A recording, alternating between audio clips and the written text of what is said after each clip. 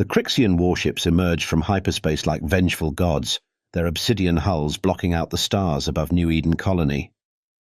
Commander Lyra Martinez stood frozen at her command console aboard Orbital Station 7, watching the catastrophe unfold through reinforced viewport panels. Her fingers gripped the steel railing until her knuckles turned white. "They're not even bothering with demands," Lieutenant Parker said, his voice cracking. "No ultimatum, no warning. They're just—" A brilliant flash of purple light cut him off as the first plasma barrage struck the colony's main agricultural dome. The massive structure shattered like a crystal goblet, its fragments catching the light of New Eden's twin suns. Through the station's external cameras, Martinez could see thousands of tiny shapes being sucked into the vacuum, precious food stores that would have fed millions. "Get me a line to Earth Defense Command, now!" Martinez barked, but she already knew it was useless. The Crixians had deployed their quantum interference field. No signals would get in or out until they were finished. The next target was the residential sector. Martinez felt bile rise in her throat as she watched the massive energy weapons tear through the reinforced habitation units like paper. 2 million colonists lived down there. 2 million souls who'd come to build a new life on the frontier. "Commander!" Security Chief Rogers called out. "The civilian bunkers. They're still cycling their airlocks. Not everyone made it inside yet." Martinez slammed her fist against the console. The overhead lights flickered as another blast rocked the station. "How many ships are we looking at?" 37 capital ships, ma'am, plus support craft." A bitter laugh escaped her lips. 37 ships to murder civilians. How brave of them. The station's AI chimed in with artificial calm. "Warning! Hull breach detected in sections 12 through 15. Emergency protocols engaged."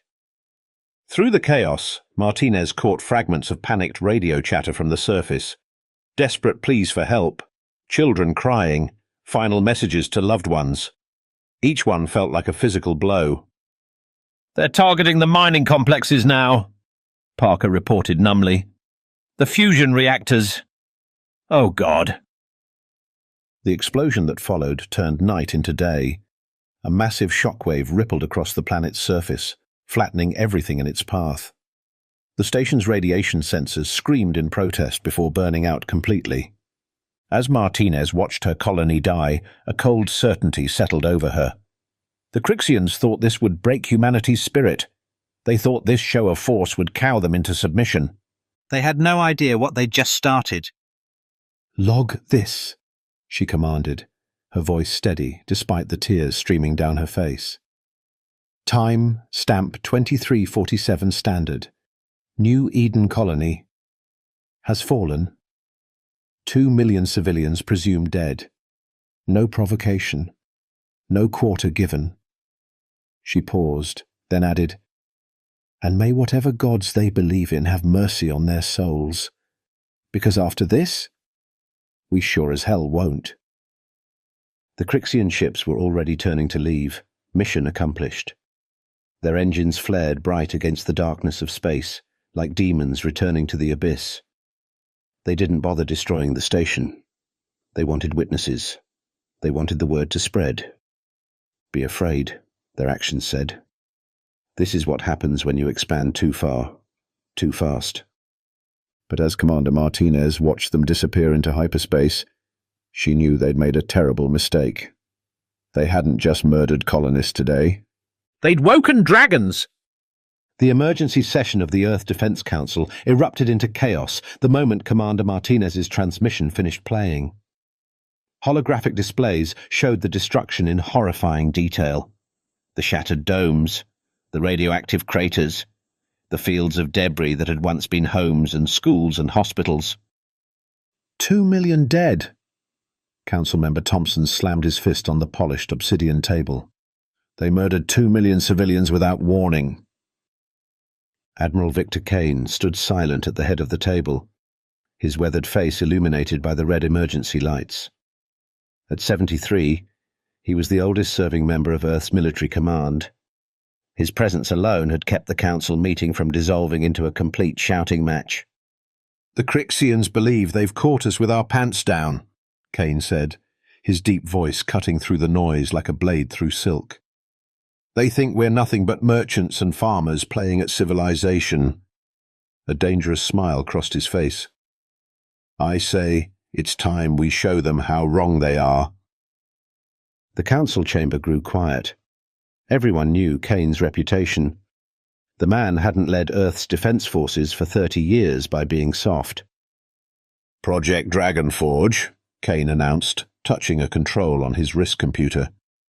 The chamber's main holographic display shifted, showing a massive space station hidden within the asteroid belt. While we've been playing nice with the galactic community, putting on our friendly face, we've been preparing. Council member Rodriguez leaned forward. Preparing? For what? For this exact scenario, Kane replied. The Crixians aren't the first expansionist empire we've encountered in human history, and they won't be the last. But they've made one critical mistake. They assumed our technological development matched our public facade. The hologram zoomed in on the station, revealing rows upon rows of ships unlike anything in Earth's known fleet. Sleek, predatory vessels with hull configurations that seemed to drink in light itself. Ladies and gentlemen, Kane continued, meet the real Earth Defense Force. While our public shipyards have been producing outdated cruisers and retrofitted cargo ships, Dragonforge has been developing weapons that would make our ancestors proud. How? Council member Chen's voice trailed off as the hologram displayed the ship's specifications. These capabilities, they're decades beyond anything we've shown the galaxy. Kane's smile grew harder. Did you really think humanity survived its own violent history without learning a few tricks? We've been sandbagging councillors, playing weak, letting potential enemies underestimate us. He gestured to the scenes of destruction still playing on other screens. And now we have justification to show our real teeth. The Phantom-class stealth carriers, Kane continued, highlighting one of the larger vessels. Quantum phase drives. Dark forge armor. Weapons that could crack a planet's crust. We have 12 fleets ready for immediate deployment, with more in production. My God, Thompson whispered. How long have we... Since the first alien contact, Kane replied. We learned from Earth's history. Whenever a more advanced civilization meets a less advanced one, it rarely ends well for the latter. So we decided to stack the deck. Every public treaty, every trade agreement, every technological exchange.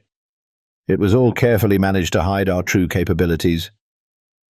The council chamber fell silent as the implications sank in. Humanity hadn't been helpless at all. They'd been waiting, watching, preparing. And now? Rodriguez asked quietly. Kane's expression could have frozen plasma. Now we show the galaxy why Earth's ancient myths are filled with dragons. We hit them hard, we hit them fast, and we make damn sure no one ever threatens a human colony again. He turned to face the full council, his voice carrying the weight of 3 decades of preparation. The Crixians wanted to send a message? Fine, let's send one back. Something simple, that any species can understand. His eyes gleamed with predatory satisfaction. Don't fuck with humanity. The council's vote was unanimous. For the first time in 30 years, Admiral Victor Kane gave the order he'd been waiting for. Release the dragons! The Crixian border outpost never saw them coming. How could they? The 3 Phantom-class carriers slipped through their sensor network like ghosts, their quantum phase drives leaving no trace in normal space. Within their armored hulls, crews worked in total silence, guided by neural interfaces that made verbal communication unnecessary. Fleet Commander Tanya Blackwood stood on the bridge of the Dragon's Breath, watching the tactical display with predatory focus. The Crixian outpost hung in space before them, its defense grid dormant, its crews completely unaware of the death approaching from their blind spot. All ships report ready, her tactical officer transmitted through the neural net. Dragon squadrons armed and eager. Blackwood allowed herself a small, cold smile. Deploy the dragons! Launch bays opened silently across all three carriers. What emerged weren't the clumsy fighters the galaxy thought humans used. These were Dragon-class assault craft, each one a technological terror that could outmaneuver anything in known space. The first sign the Crixians had of trouble was when their primary reactor suddenly went dark. The second was their defense grid turning against their own ships. By then, it was far too late. "By the eternal void," a Crixian commander broadcast in panic. "What are these things? How did they—" His transmission cut off as his ship split in half, quantum blades slicing through shields that were supposed to be impenetrable. The Dragon squadrons moved like a perfectly choreographed dance of destruction. Their Dark Forge armor absorbed enemy fire like it was nothing more than light rain. Their weapons, technologies humanity had kept hidden for decades, tore through Crixian defenses as if they were made of paper. "Sir!" a Crixian officer screamed over an open channel. "These can't be human ships. Their technology is— It's impossible. They're accessing systems through protocols that don't exist." Blackwood's smile grew wider. Of course the protocols didn't exist. Not in any database the Crixians had access to. While humanity had pretended to stumble along with basic quantum theory, their best minds had pushed the boundaries of physics itself. "Send the message," Blackwood commanded. On every Crixian screen, in every command center, the same video began playing. Admiral Kane's face, hard as stone, delivering humanity's response. "You thought you knew what humanity was capable of. You thought we were weak. Now you know better. This is only the beginning." The Dragon squadrons reformed, their hulls still pristine despite the chaos they'd unleashed. Behind them, the Crixian outpost was a graveyard of broken ships and shattered stations. Not a single shot had touched their forces. "Message received from Crixian High Command," the communications officer reported. They're demanding to know what we are." Blackwood activated the broadcast system. "We're humanity's real fleet. The ships you've seen before. Nothing but decoys. Masks we wore while we prepared. Now you get to see what dragons can do." The carriers vanished back into quantum space, leaving behind a scene of devastation that would send shockwaves through the galaxy. Within hours, reports would reach every major power.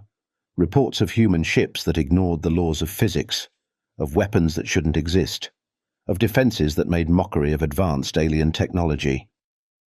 In the Crixian war room, the High Command stared at the damage reports in stunned silence. Their most heavily defended outpost, reduced to rubble in minutes. Their best ships, torn apart by weapons they couldn't even detect. And the humans had made it look easy. "What have we done?" the Crixian War Minister whispered. "What have we awakened?" The answer came in the form of more alerts, more human fleets appearing from nowhere, more impossible ships targeting Crixian assets across 3 sectors. They wanted a war? They got one, just not the kind they expected. The dragons were awake, and they were hungry. 25 years earlier, beneath the surface of Mars, Commander Akiko Tanaka stood before the first completed Dragon-class prototype. The hangar stretched for kilometers underground, hidden from prying satellite eyes and curious alien observers. Her hand rested on the Dark Forge hull, feeling the subtle vibration of power beneath its surface. "Beautiful, isn't she?" a voice echoed through the cavernous space. Admiral Kane, then just a captain, walked up beside her. "The aliens think we're still struggling with basic shield harmonics." Tanaka nodded, her fingers tracing the quantum resonance patterns in the hull. "The greatest deception wasn't hiding our technology, sir. It was hiding our nature." The memory shifted to the War College briefing room, 6 months after first contact. Tanaka stood before Earth's combined military leadership, her presentation displaying historical patterns of technological civilizations. "Humanity has something none of the alien species we've encountered possess," she had told them. A continuous warrior culture stretching back thousands of years. While they evolved past their violent stages, we preserved ours, refined it, and most importantly, we learned to hide it. Back in the present, Tanaka now served as Dragonforge's chief of strategic operations. Her office, deep within Titan's ice crust, displayed artifacts from Earth's military history. A samurai sword, Roman legion standards, Mongol composite bows. Not as decorations, but as reminders. The Spartans, the Mongols, the samurai, the Marines, she explained to her latest batch of dragon pilots. We didn't abandon their teachings. We computerized them, quantified them, built them into the DNA of every ship and weapon we designed. Screens around her office showed the results of their latest strike against the Crixians. The aliens still couldn't comprehend how thoroughly they'd been deceived. When we met the galactic community, Tanaka continued, they saw what they expected to see. Another young race, technologically primitive, eager to learn. They never questioned why we accepted their outdated drive systems. Never wondered why we showed such interest in their obsolete weapons. Her neural implant pinged, displaying Admiral Kane's latest battle reports. More Crixian fleets shattered. More impossible victories. Every trade deal, every technology exchange was carefully crafted, she told her pilots. We showed them clumsy ships built in orbital yards while Dragonforge cranked out vessels that would make their top scientists weep. We played the eager students while our quantum labs broke physics over their knee. A lieutenant raised his hand. But, Commander, why wait? Why not show our strength from the beginning? Tanaka's smile could have frozen nitrogen. Because humans understand something the aliens forgot. The strongest position is when your enemy underestimates you. We learned that from Sun Tzu, from Clausewitz, from 100 generations of warriors who knew that deception multiplies force. She brought up the original planning documents from 25 years ago. Operation Paper Dragon, they'd called it. Act weak when strong, act strong when weak. Let the galaxy think humanity was just another upstart civilization. We knew this day would come, she said, touching the ancient sword on her wall. Some empire would decide we were an easy target, would think they could bully us, dominate us, destroy us. And when they did, her neural feed showed another Crixian fleet vanishing under Dragon Squadron attacks. More impossible human ships appearing from nowhere. More demonstrations of technology that shouldn't exist. The galaxy forgot what it means to be warriors, Tanaka said softly. They evolved past it, thinking themselves civilized. But humanity? We just got better at it. More efficient, more deadly. And now they get to learn what we've known all along. She turned to her pilots, her eyes gleaming with predatory satisfaction. Never start a fight with someone who's been preparing to finish it for 25 years. Ambassador Zarix watched in horror as the pride of the Crixian fleet burned. 300 ships, the largest armada ever assembled, now scattered like broken toys across the Centauri Gap. The quantum sensors on his diplomatic vessel couldn't even process what they were seeing. Human weapons that bent reality itself, drives that ignored the laws of physics, armor that simply refused to acknowledge incoming fire. Impossible, First Admiral Krell breathed, his 4 eyes wide with disbelief. They were nothing. Primitive. We watched them for decades. No, Zarix corrected, his ceremonial robe suddenly feeling too heavy. They watched us. The battle unfolding before them defied every military doctrine in known space. Dragon-class ships phased through solid matter, their quantum drives letting them treat space itself as a suggestion rather than a law. When Crixian vessels fired, the human ships were simply elsewhere. When the humans fired back, their weapons ignored shields as if they didn't exist. "Multiple quantum breaches detected!" a sensor officer screamed. They're breaking through from everywhere at once!" The dragon's breath emerged from a hole in reality directly above the Crixian command ship. Its hull seemed to drink in the light of nearby stars, making it look like a moving piece of the void itself. Smaller dragon fighters swarmed around it like angry wasps, their impossible maneuvers making mockery of inertia. "This is Fleet Commander Blackwood." The transmission cut through every frequency, every encryption. "You wanted to see humanity's real face? Take a good look." What followed wasn't just a battle, it was a demonstration. Human ships executed maneuvers that should have turned their crews to paste, fired weapons that made Zarex's scientific advisors babble incoherently about broken physics, and shrugged off hits that should have vaporized small moons. "The reports were right," Zarex whispered. "All those decades, asking for our help with basic drive technology, struggling with simple shield harmonics. It was all a lie." First Admiral Krell slumped in his command chair. "They were testing our defenses, learning our weaknesses. While we thought we were helping primitive humans catch up, they were "Preparing to counter everything we had," Zarex finished. "Look at their weapon configurations. They're designed specifically to bypass our best shields. Their armor absorbs our exact energy frequencies. This wasn't just preparation. This was methodical, systematic." This was a trap generations in the making, Krell realized, and we walked right into it. Another explosion lit up space as a dragon squadron executed what looked like a synchronized dance of destruction. Their quantum blades carved a Crixian dreadnought into perfectly symmetric pieces, the cuts so clean they looked almost surgical. "Send the surrender signal," Krell ordered, his voice hollow. "Before there's nothing left to surrender." Zarex stepped forward. "Let me. As ambassador, perhaps." The words died in his throat as space itself seemed to tear open. More human ships emerged, these even larger than the first wave. Their hulls bore markings that the translator couldn't process, symbols that seemed to shift and change as he watched them. "Too late," Commander Blackwood's voice came again, almost gentle now. "You don't get to surrender until you understand, really understand, what you did, what you woke up, what humanity truly is." The new ships began to power up weapons that made Zarex's survival instinct scream. Energy readings went off the charts, then broke the charts entirely. Reality itself seemed to hold its breath. "We could have been allies," Blackwood continued. "Partners. Instead, you chose to be an object lesson. So be it. Show them what a real quantum cascade looks like."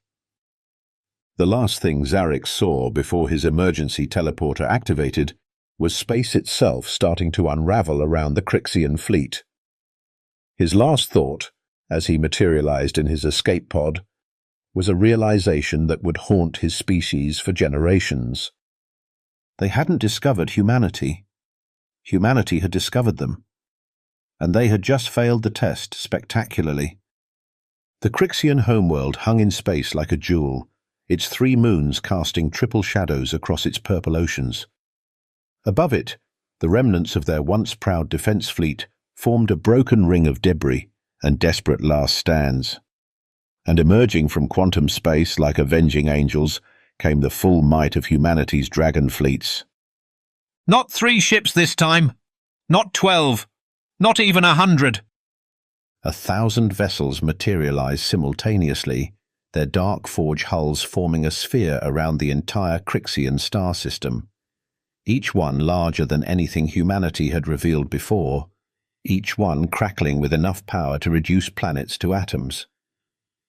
In the grand chamber of the Crixian High Command, Supreme Leader Vex watched the tactical displays with something beyond fear. The human ships had surrounded them so perfectly, so completely, that it looked like a work of art. A beautiful, terrifying display of absolute military superiority. "Your entire species," Admiral Kane's transmission reached every device, every screen, every communication system in the system, "needs to understand what happens next, and why it happens." The dragon fleets began to move in perfect synchronization, their formations shifting like a vast geometric dance. As they moved, they revealed something that made Vex's heart stop. a massive construct emerging from quantum space, larger than any artificial structure ever recorded. That, Kane continued, is a world forge, currently positioned to strip the atoms from your homeworld and use them to manufacture more Dragon-class ships. We have 6 more, by the way. Would you like to see them too? Supreme Leader Vex pressed the emergency broadcast button. Please, he said, his voice shaking. We surrender, unconditionally. Funny thing about surrender, Kane replied. His hologram appeared in the chamber, so perfect it looked solid. You assumed we wanted it. The chamber doors opened. Commander Lyra Martinez walked in, her dress uniform pristine, her eyes hard as diamonds. Behind her came the survivors of New Eden Colony, their faces projected on floating screens that filled the air. 2 million voices, Martinez said quietly. 2 million lives. And you snuffed them out to send a message. She walked up to Vex, looking down at the alien leader. Well, message received. And now we're going to send one back. The World Forge began to pulse with energy. The Dragon fleets moved again, taking positions that could eliminate every major population center in seconds. But, Martinez continued, raising a hand. The fleet stopped. The World Forge powered down. We're not you! Vex blinked all 4 eyes in confusion. I don't understand. Admiral Kane stepped forward, his hologram moving with perfect fluidity. Humanity's strength isn't in our weapons, Supreme Leader. It's not in our ships or our technology or our deceptions. It's in our ability to choose. Right now, we're choosing not to become the monsters you thought we were. The terms are simple, Martinez said. Your entire military command structure surrenders to Earth authority. Your weapons are decommissioned. Your empire becomes a protectorate of Earth. And in exchange... She smiled, but there was steel in it. We show you what humanity's really best at. Not just fighting wars, but ending them. Not just breaking worlds, but building them better. The tactical displays showed more ships arriving. But these weren't warships. Construction vessels, terraforming platforms, medical ships. You wanted to know humanity's true face? Kane asked. Here it is. We can be your worst nightmare or your strongest ally. We can remake your worlds into ash or help you forge them into paradise. The choice, for the first time in your species' history, isn't yours. It's ours. Vex looked at the faces of the New Eden survivors, at the overwhelming power of the Dragon fleets, at the impossible technology humanity had hidden for so long. And finally, he understood. They hadn't just been preparing for war, they'd been preparing for peace. A peace enforced not by fear, but by the demonstrated ability to transform fear into hope. We accept, Vex said quietly, and thank you. Martinez nodded. Lesson learned? Yes, Vex replied. Never wake the dragons. Wrong, Kane corrected. The lesson is, the dragons were never sleeping. We were just waiting to see who was worthy of flying with us. 1 year after the Crixian surrender, Ambassador Zarek stood before the Galactic Council, delivering his final report on humanity's emergence as a dominant force in known space. The humans have a saying, he told the assembled representatives. Those who do not learn from history are doomed to repeat it. We failed to learn, failed to see, and in doing so, we gave them exactly what they needed, an excuse to stop pretending. The holographic displays showed the transformation of former Crixian worlds. Where there had been military bases, now stood centers of learning. Where weapons had been forged, medical miracles emerged. The dragons, it seemed, were as skilled at creation as they were at destruction. To any who might consider following our example, Zarek concluded, looking directly at the more militant council members, I offer this warning. That primitive human ship you're scanning, it's probably a Dragon-class destroyer watching you back. That outdated human colony, Likely sitting on top of a world forge. And that diplomatic request for technological assistance. He allowed himself a small laugh. Well, let's just say humans have an interesting sense of humour. Above Earth, Commander Martinez watched the speech from the bridge of her new ship, a Dragon-class carrier named Second Chances. A fitting reminder that humanity's greatest strength wasn't in having the biggest teeth, but in choosing when not to bite, usually.